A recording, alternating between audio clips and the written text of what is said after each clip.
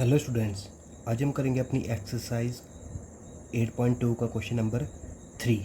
Question number 3 में क्या बोल रहा है a shopkeeper buys 80 articles for RS 2400 and sells them for a profit of 16%।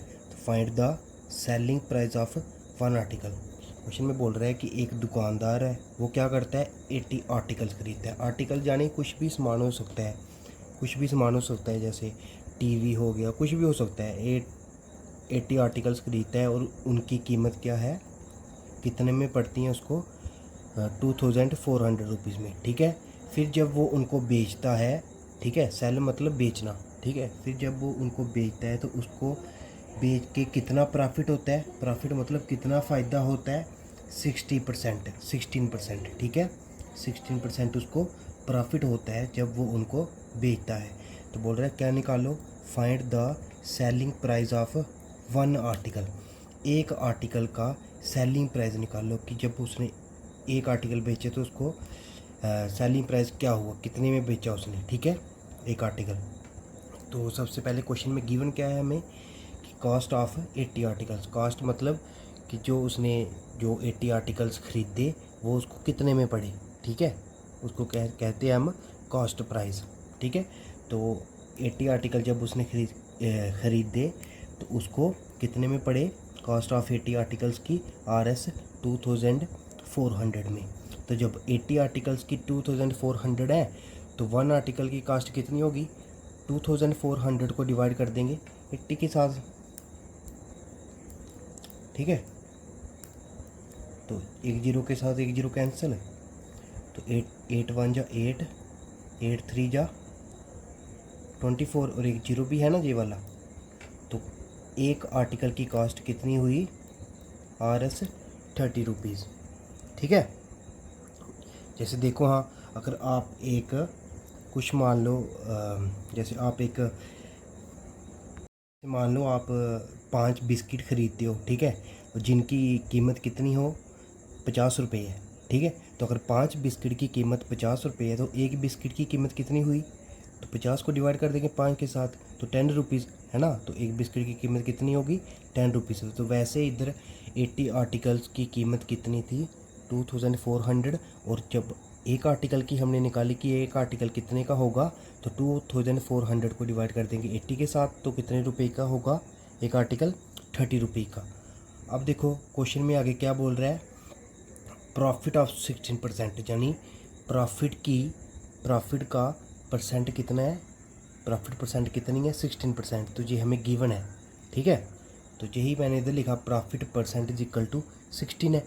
अब एक फार्मूला होता है, ठीक है, अब परसेंट में दिया ना प्रॉफिट, तो पहले इसको अभी परसेंट में दिया है तो हमने नंबर में निकालना पड़ेगा। ठीक है, तो एक फार्मूला होता है profit percent is equal to profit divide by cost of one article. ठीक है, या इसको कॉस्ट प्राइस भी बोल सकते हैं। ठीक है, profit percent is equal to profit upon cost price multiply 100। ठीक है, तो हमें गिवन है ना प्रॉफिट परसेंट कितनी है 16 है। ठीक है, और प्रॉफिट हमें निकालना है।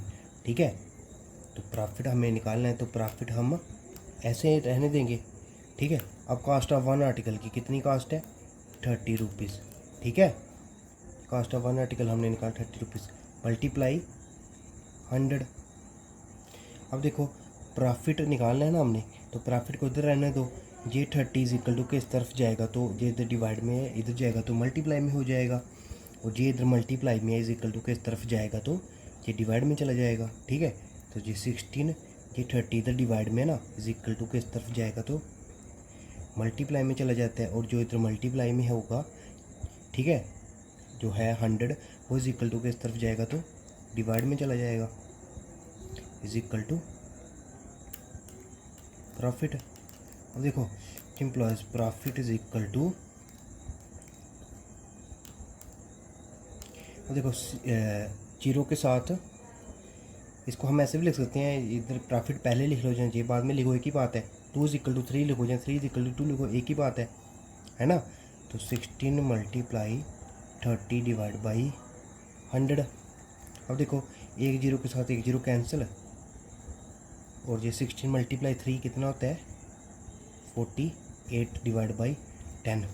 अब देखो 48 को जब 10 के साथ डिवाइड करेंगे तो कितना आता है, नीचे एक जीरो ना, तो पॉइंट कहाँ पे आएगा, 4.8। तो कितना प्रॉफिट आया हमारा आर एस में, ठीक है। तो profit is equal to R S 4.8, ठीक है। अब जब हमने एक आर्टिकल की कीमत कितनी आई थी, 30 रुपीज़ आई थी ना, तो उसको जब हमने बेचा तो हमारा प्रॉफिट कितना होगा, आर एस 4.8, ठीक है। अब क्या निकालना है हमने, find the selling price of article निकालना है, selling price of one article. Find the selling price of one article की, एक आर्टिकल की सेलिंग प्राइस कितना है, सेलिंग प्राइस मतलब जितने का हमने उसको बेचा, ठीक है।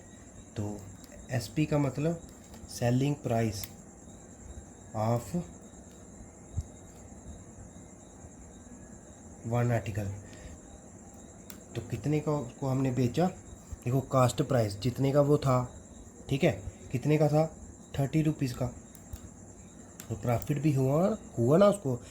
जैसे आपने एक नोटबुक ली 10 रुपीज़ की, ठीक है, जब आपने उसको आगे कहीं और बेच दिया तो आपको 5 रुपये प्रॉफिट हुआ। तो आपने जब उसको बेचे तो कितने का बेचा, 10 + 5 15।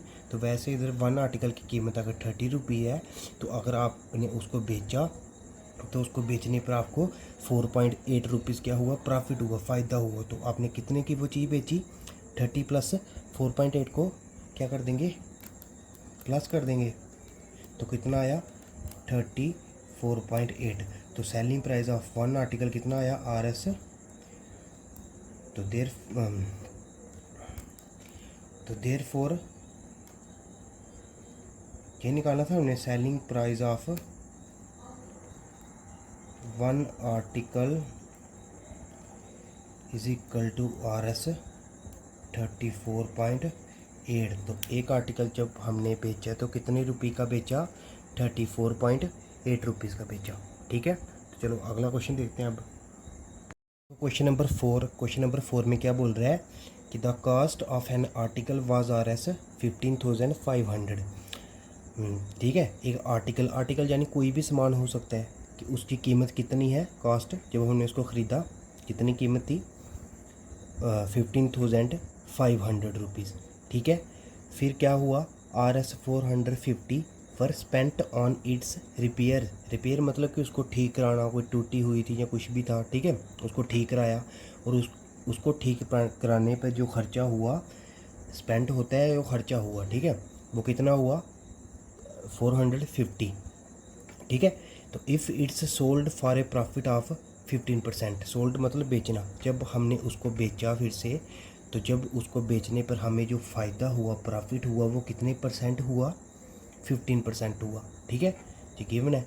तो find the selling price of the article, तो उस चीज़ का हमने क्या निकालना है, सेलिंग प्राइस की, कितने में हम उसको बेचा, ठीक है। तो इधर ठीक है, तो देखो 15,500 का हमने एक आर्टिकल ख़रीदा था, वो कुछ भी होगा, थोड़ा ख़राब भी हो सकता है, ठीक है। तो फिर क्या किया हमने, 450 वर स्पेंट ऑन इट्स रिपेयर, 450 का क्या किया कि टोटल कीमत हमको कितनी पड़ी, 15,500 में हमने ख़रीदा था, और 450 उस पर हमने क्या किया, उसको ठीक करवाया। तो टोटल ख़र्चा कितना हो गया हमारा, दोनों को प्लस कर देंगे, ठीक है। जैसे आप मान लो आपने एक साइकिल ख़रीदा, 1000 रुपीज़ का एक साइकिल ख़रीदा, ठीक है। जब उसको साइकिल ख़रीदा तो वो टूटा था, कुछ भी था उसको, ठीक है। तो आपने क्या किया, उसको ठीक करवाया, ठीक है। तो ठीक करवाने में आपके कितने पैसे लगे, मान लो